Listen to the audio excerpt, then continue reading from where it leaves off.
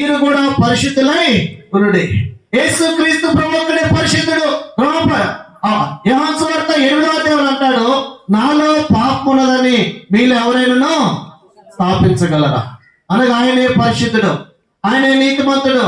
అందుకనే ఆ నీతిమంతుడైనటువంటి ఆయన రక్తం ద్వారా మాత్రమే మనం కూడా ఎలా తీర్చబడగలమంట? నీతిమంతులుగా తీర్చబడగలం. మనం నీతిమంతులుగా తీర్చబడితేనే ఆయన సిద్ధపరిచినటువంటి ఆ రాజ్యంలోకి మనం ఏమవుతామంట? ప్రవేశిస్తాం. ఒకటి, ఆయన రక్తము ద్వారా మనం నీతిమంతులుగా తీర్చబడగలం. రెండవదిగా మనం చూస్తే రోమీయులకు రాసిన పత్రిక తీర్చబడి చాలు. రెండవది, మనం నీతిమంతులుగా తీర్చబడాలంటే రెండవది విశ్వాసం కలిగి ఉండాలి. ఈనాడు అనేక సార్లు మనం విశ్వాసం పిలువబడతాం, కానీ వారిలో ఏముండదంట? విశ్వాసమే ఉండదు. ఉదాహరణకి మీకు చెప్తాను, మనం నేతి బీరకాయ మనకు అందరికి పరిచయమే కదా. నేతి బీరకాయ అనేది మన అందరికి తెలుసు. ప్రతిసారి దాన్ని ఏమని పిలుస్తామంటే నేతి బీరకాయ అని పిలుస్తాం. కానీ ఆ బీరకాయలు కోసి చూసామనుకోండి, దానిలో ఏముండదండి? ఉంటుందా? నెయ్యి ఉంటుందా? నెయ్యి ఉండదు. ఈనాడే మనం కూడా అలాగే పిలువబడుతున్నాం. ఏమని చెప్పుకున్నాం? నేను విశ్వాసం విశ్వాసం అట్లా. అందుకనే దేవుడు చెప్పింది ఏమని? ఆవగింజంత విశ్వాసం మీలో ఉంటే విశ్వాసమే ఉంటల్లా. అందుకనే మనం నీతిమంతులుగా తీర్చబడలేకపోతున్నాం. ప్రియమైన దేవుని బిడ్డలారా, మనం విశ్వాసం అని పిలువబడుతున్నప్పుడు విశ్వాసం కలిగి ఉండాలి. దేవుని యందు విశ్వాసం కలిగి ఉండాలి. నీతిమంతులుగా తీర్చబడతాం. అందుకనే 12 సంవత్సరాల రక్తస్రావం కలిగిన స్త్రీని అన్నాడు, కుమారి నీ విశ్వాసం, ఆయన రక్తం ద్వారా నీతిమంతులుగా తీర్చబడతాం. రెండవది, ఆయన విశ్వాసం ఉంచడం ద్వారా మనం నీతిమంతులుగా తీర్చబడతాం. ఆయన అతని నీతిగా కొరింథీయులకు రాసిన ఆయన ఈ లోకానికి వచ్చి మనందరి పాపముల నిమిత్తమై ఆయన కలువరి శిలువలో ఆయన ఆకాశానికి భూమికి మధ్యలో అటువైపు నిలువైపు మధ్యలో వేలాడదీయబడుతూ వచ్చినాడు. మనుషులందరూ చేసిన తలతో చేసిన పాపమును బట్టి ఆయన తలపైన ముళకిరీటం పెట్టించుకున్నాడు. మనుషులు చేతులతో చేసిన పాపాన్ని బట్టి చేతుల్లో చిరలు కొట్టించుకున్నాడు. మనుషులు కాళ్ళతో చేసిన పాపాన్ని బట్టి కాళ్ళతో మేకులు కొట్టించుకున్నాడు. మనుషుడు దేహంతో చేసిన పాపాన్ని బట్టి ఆయన పక్కలో బల్లెం పొడి పొడిగించుకుంటూ వచ్చినాడు. ఎవరి కోసమో?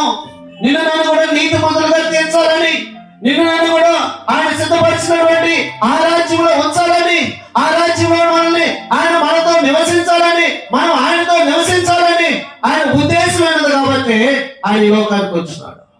ఆయన ఏదో ధనం సంపాదించుకోవడానికో పేరు సంపాదించుకోవడానికో ఆయన రాలేదు. పాపైనటువంటి మనిషిని పరముగా చేర్చాలనే ఉద్దేశంతో ఆయన ఈ లోకానికి వచ్చి మనందరి కొరకు ఆ కలువరి శిలువ రక్తాన్ని చిందించాడు. ఆయన ప్రాణం పెట్టినాడు, సమాధి చేయబడ్డాడు. 3వ దినాన తిరిగి ఏమైనాడంట? ఆయన లేచినాడు. అది కానీ నువ్వు కానీ నమ్మితే నువ్వు ఎలా తీర్చబడతావు?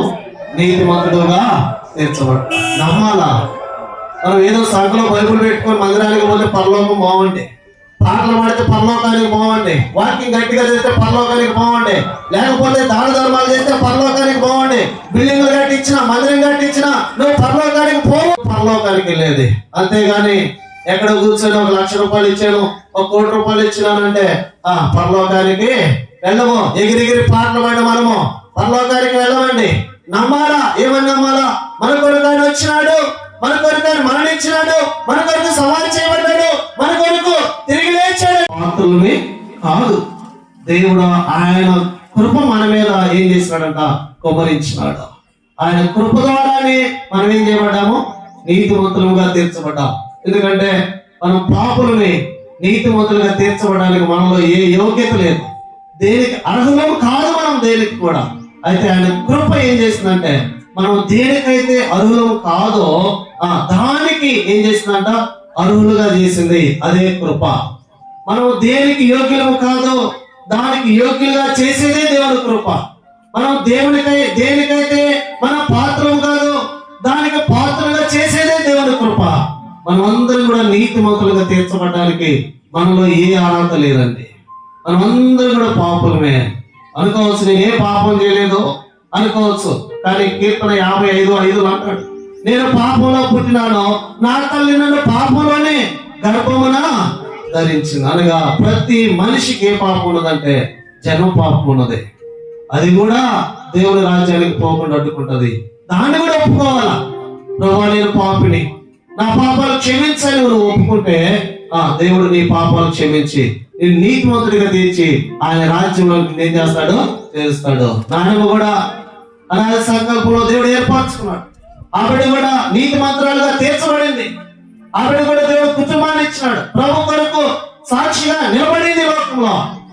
ఎంతో ప్రార్థన పర్వాలో బైబిల్ చక్కగా చదివింది. వృద్ధాప్యలో ఉన్నా కూడా నాయనమ్మ బైబిల్ చదవంది పని ప్రారంభించదు, బైబిల్ చదవంది మంచం మీద నిద్రపోదు. ఎప్పుడు చూసినా కూడా బైబిల్ చదువుతూనే ఉంటది, ఎప్పుడు చూసినా కూడా ప్రార్థన చేస్తూనే ఉంటది. ఒకరికి చెప్పాలంటే నన్ను బాగా ప్రేమిస్తుంది, నన్ను బాగా దగ్గరకు తీసుకుంటది. చెప్తాది, అయ్యా నేను ఎక్కడున్నా కూడా నీ కోసము నీ సేవ కోసం నేను ప్రార్థన చేస్తున్నాను అంటది. నాకు చాలా ఇష్టము. అందుకనే నాయనమ్మ ఎంత ప్రార్థన పర్వాలంటే అంత ప్రార్థన పర్వాలి. ఆ కుటుంబం అంతా కూడా రక్షణలోనికి రావాలి. ఆ కుటుంబం అంతా కూడా యెహోషువ 15:24 ప్రకారం